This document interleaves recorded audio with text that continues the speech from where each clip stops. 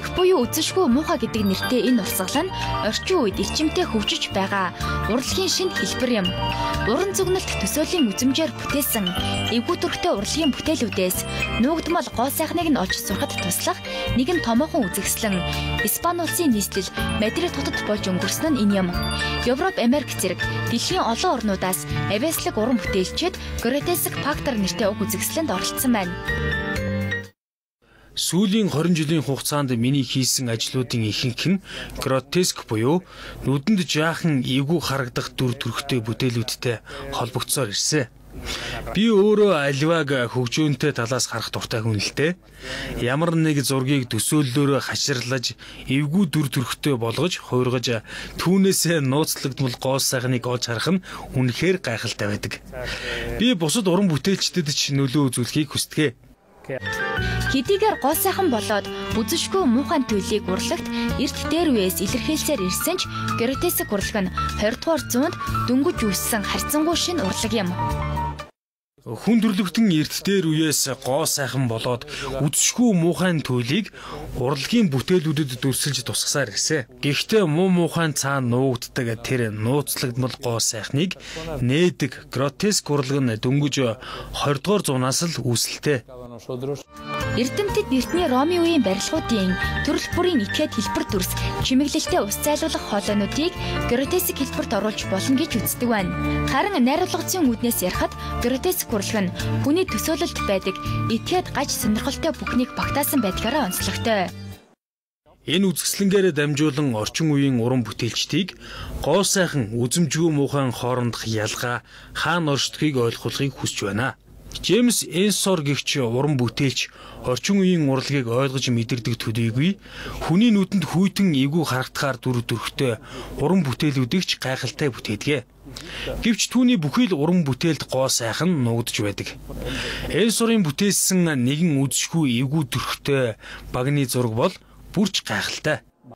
Фрэнсис Бэкон, Луис Буржаав, Макс Эрнест, Виктор Хьюго, Пол Кили, Рейн Мегрет, Мен Рэй, Пабло Пикассо, Леонардо да Винчи зэрэг дэлхийд нэр алдраа түгээсэн 74 уран бүтээлчийн сор болсон бүтээлүүдийг үзэсгэлэнт мөн тавьсан байсан нь гротеск урлагийн бүтээлтэй харьцуулахад туслах зорилготой байжээ.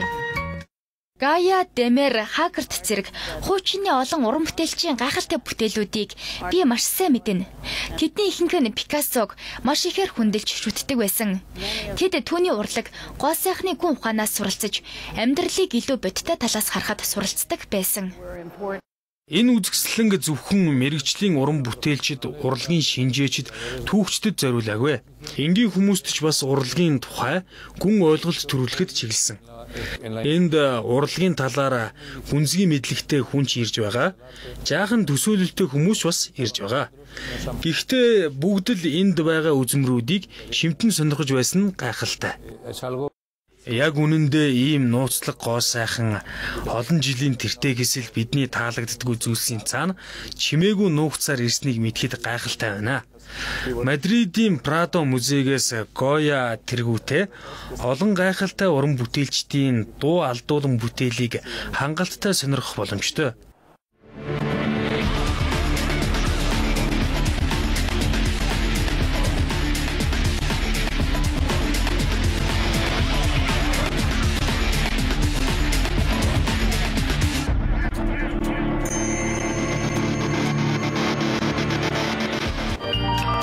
Израиль улсын нийслэл Иерусалим хот харт эмхний ургамлыг ангаах ухаанд ашиглах зориулалттай судалгааны ажлын гол төв болсон байна. Иерусалимын эрдэмтэд өнгөрсөн 7 жилийн хугацаанд энэ чиглэлээр тасралтгүй судалгаа явуулсаар байгаа бөгөөд одоогоор 10,000 гаруй өвчтөн харт эмхний ургамлыг эмчилгээний зорилтоор ашиглахыг зөвшөөрсөн байна. Харин Израилийн Тикун Алам Трэлингийн газар нь Библиэд гардаг Тансаг Галилей нуурын хөвөөнд чимээг өхөн орсоор байдаг. Энд тус мужтай хамгийн анхдагч бөгөөд хамгийн томд тооцогдох ангаах чадaltaй марихуан тариалдаг бөгөөд өнгөрсөн 10 шахам жилийн хугацаанд түүний ачаар Израиль улс нь эмчилгээний чиглэлийн харт эмхний ургамал тариалалтаараа дэлхийд тэргүүлэгчдийн нэг болж чадсан юм.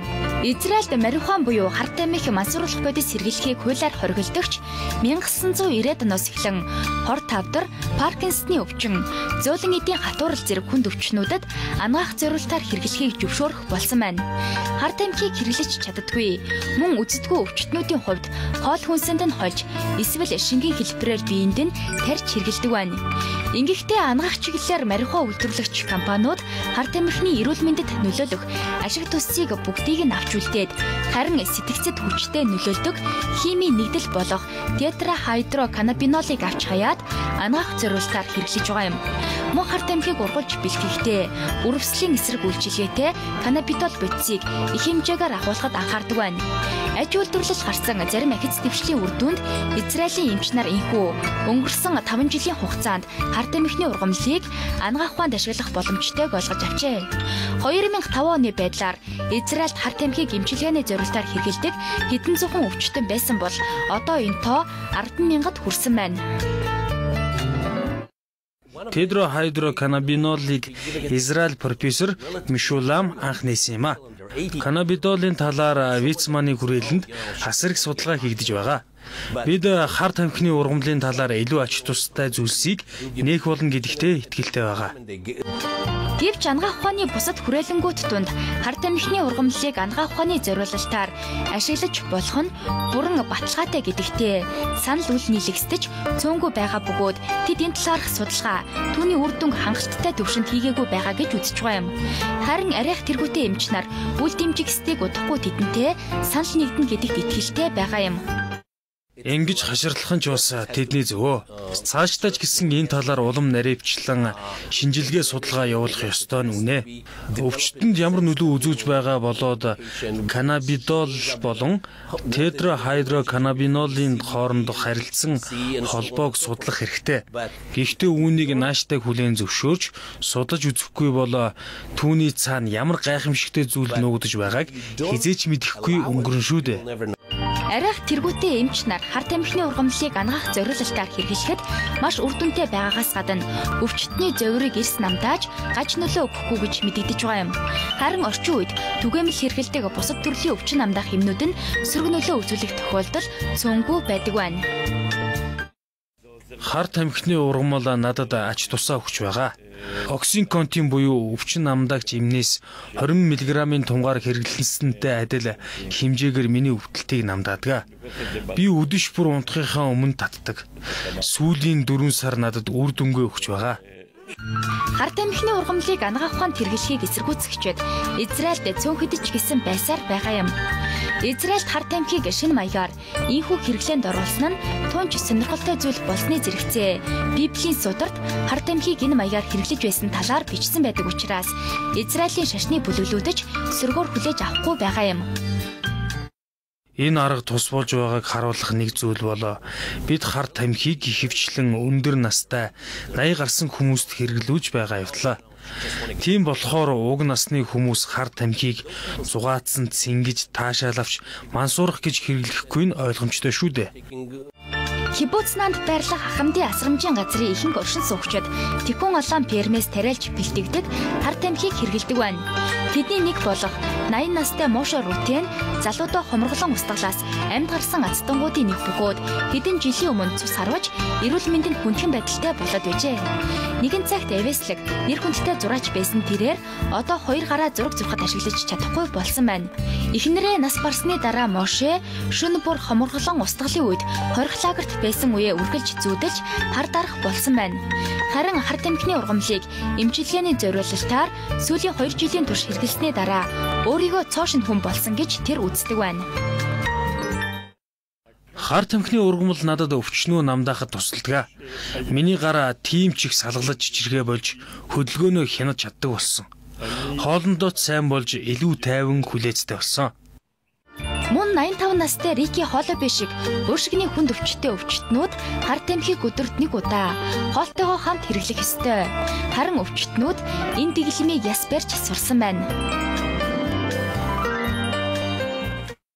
Миний мэрэгжил нэгтнүүдийн нэг надад хэлсэн л те. Түүний нэг өвчтөн хар тамхиг эмчилгээний зориулалтаар хэрэглэснээр ямар ч өвдөлт зөөргүй болж бүр амралтын өдрүүдээр ач хүүхдүүд нь очиж уулздаг болсон гэж хэлж байсан. 85 настай Рики Холлобей харт эмхийг ингэж хэрэглэх тухай хэдэн жилийн өмнө хүртэл сонсож байгаагүй бөгөөд түүнийг удаан шалгасан өвчний зовирыг намдаан чинээ санаагүй байна. Харин тус асрамжийн газар амьдардаг 36 өндөр наснуудын ихэнх нь уламжлалт ангаахан хэрэглээдэж тус болохгүй байсан зарим өвдөлт зовирыг харт эмх хэрэглэснээр намдаасан тухай дуу нэгтээ хэлж байсан бөгөөд эрдэмтдэж энэ аргын тухай цаашид лавшруулан судалж амжилттай хിവэр байвал бусад орнуудад сурталчлах зорилготой байгаа юм.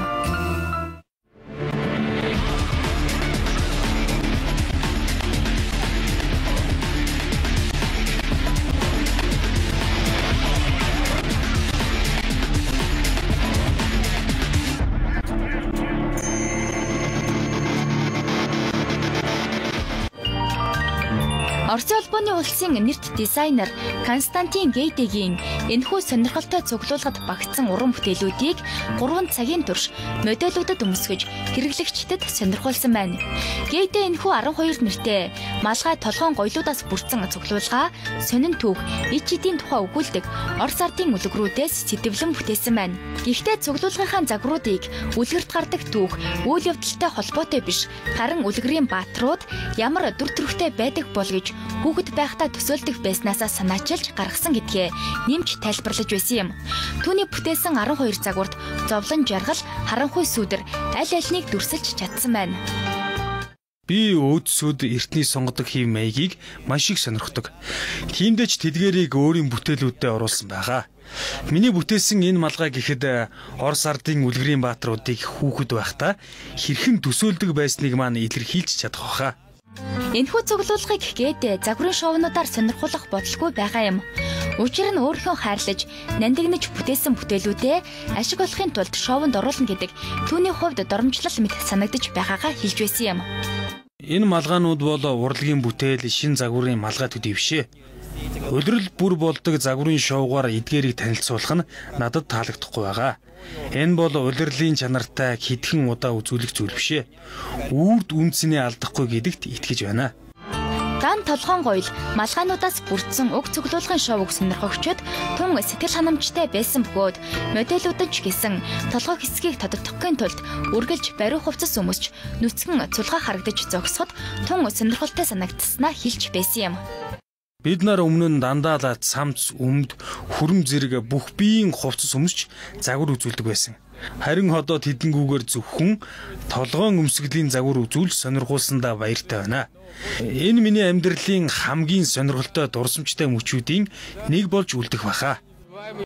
Орсын улбооны улсын нэрт дизайнер Константин Гейде өөрийн бүтээлүүдэд одоогоор худалдаж ашиг олох бодолгүй байгаач түүний үзэгслэн гүйтсэн үзэгчдэд тун их таалагдсныг хэлж байсан юм.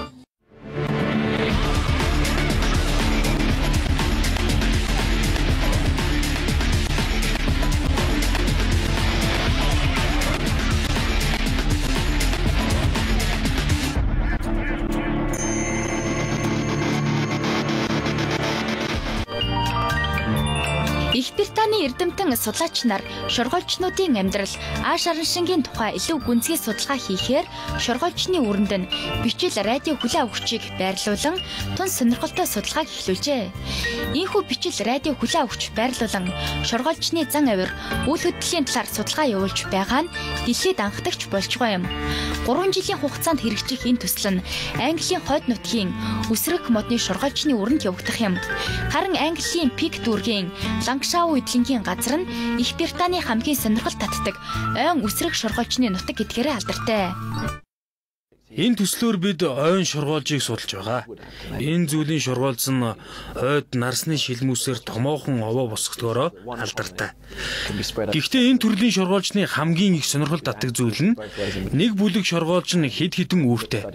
Үүрнийхэн ойролцоо нарсны шилмүүс овоолж үүр хоорондоо дамжихдаа зөвхөн түүгээр дайрч явдаг явдал юм а. Бас ямар учраас ингэж хэд хэдэн үүртэй байдгийг нь судлахыг хүсэж байна. Мөн яаж бүтээдэг, ямар ач тустай нь мэдмээр байна. Элис радио давтамжийн технологиор шоргоолжнуудыг ажиглаж тэдний зан араншин үйл хөдлөл зуршлын тухай бичлэг хийдэг байна. Зэрлэг байгаль дээрх шоргоолжнуудыг ийхүү радио долгионоор ажиглаж судлах нь дэлхийд анхдагч судалгаа болсныг тэрээр мөн хэлж байлаа. Ингэхдээ Элис шоргоолжнуудыг хүнснийхээ эрэлд цувран явах үед нь нэг нэгээр бичлэг хийж ажиглах ёстой юм. Мөн тухайн шоргоолжиндоо бичил радио долгионы ялцыг таних тэмдэг болгож цавуугаар наадаг байна. Ингэснээр шоргоолж нэг бүрийн хаана юу хийж байгааг хянах боломжтой болох бөгөөд радио давтамжийн цахилгаан соронзон оронтой тэдгээр ялц нь сканер буюу дүрс задлагч төхөөрөмж рүү мэдээлэл илгээх юм.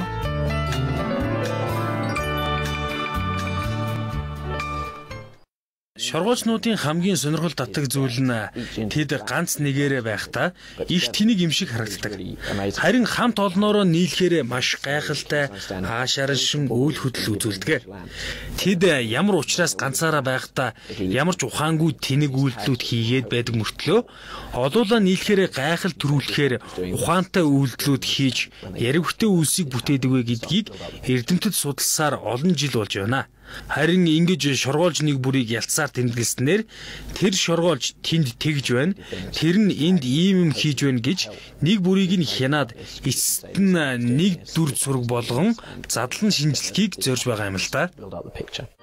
Шоргоолжнуудын хийдэг хамгийн ярвигтай ажлын нэг нь модны мөчрүүдээр байдаг ургамлын бөөс буюу ширхнээс хоол тэжээлээ цуглуулах ажил юм.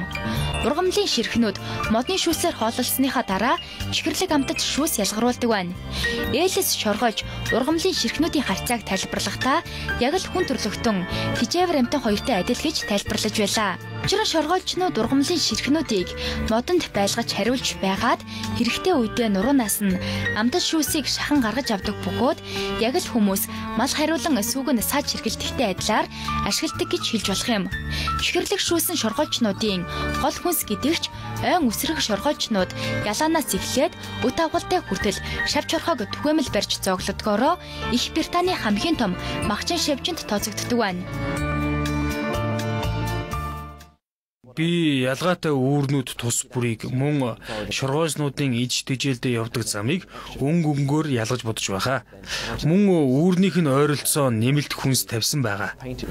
Тэгээд тэр замаар шоргоолжнуудыг хэрхэн явж юу хийхийг нэг бүрчлэн ажигласан. Нэмэлт хүнсийг хэрхэн ашиглахыг нь ажигласан. Мөн эсрэгээр саад болох зүйлсийг ч хийж үзсэн. Элис энэ бүх асуултынхаа хариуг хараахан олоогүй байгаа ч өөр үүрний шоргоолжнууд бие биедээ барагтай бол тусалдгүйг анзаарсан байна. Тэгэхээр үүр тус бүр тодорхой нэг шалтгаантайгаар тустай баригдсан гэж үзэж байгаа бөгөөд энэ талаар эрх зүйнаас үргэлжлүүлэн судлах юм. Энэ аргаар судалгаа хийх нь шоргоолжны нууцлаг ертөнцид нэвтэрч тэд хоорондоо хэрхэн ойлголцож ямар дүрмээр өөрсдийн ертөнцөө бүтээдгийг ойлгоход маш төхөн болно гэж итгэж байна. Энэ тухай олж мэдээд олон нийтэд дэлгвэл маш сонирхолтой байх болно. Ойн шоргоолж бол Лангшау эдлэнгийн хамгийн гол төрөл зүйл амьтдын нэг. Тиймээс тэдний талаар анхаарал хандуулах нь зөв юм. Энэхүү төслийг Йорк их сургуулийн үндэсний найдвар сангаас санхүүгээр ивент итгэж байгаа юм. Харин тус сангийн ажилтан Крис Милнер эдлэн хамгаалахын зэрэгцээ шилмөст модыг эрчимтэй тарьж шилмөстөг бүрдүүлэх ажилд дайчлагдан ажиллаж байгаа юм. Ингэснээр ойн шоргоочны тоо толгойгч олшруулахад ашиг тустай юм. Сүүлийн жилүүдэд манай нутгаар ургамал мод ховордож цөөрч байгаа. Тиймээс ойн шоргоолжоо устгаж мөхүүлэхгүй тулд тэдний амьдрах дуртай ой модыг өргөжүүлэх хэрэгтэй. Энэхүү төсөл нь зөвхөн ойн шоргоолчны үйл хөдлөл ааш араншин амьдралыг туслахад туслах төдийгүй цаашид тэднийг аварч үлдээхэд тустай гэдгийг эрдэмтэд онцолж байсан юм.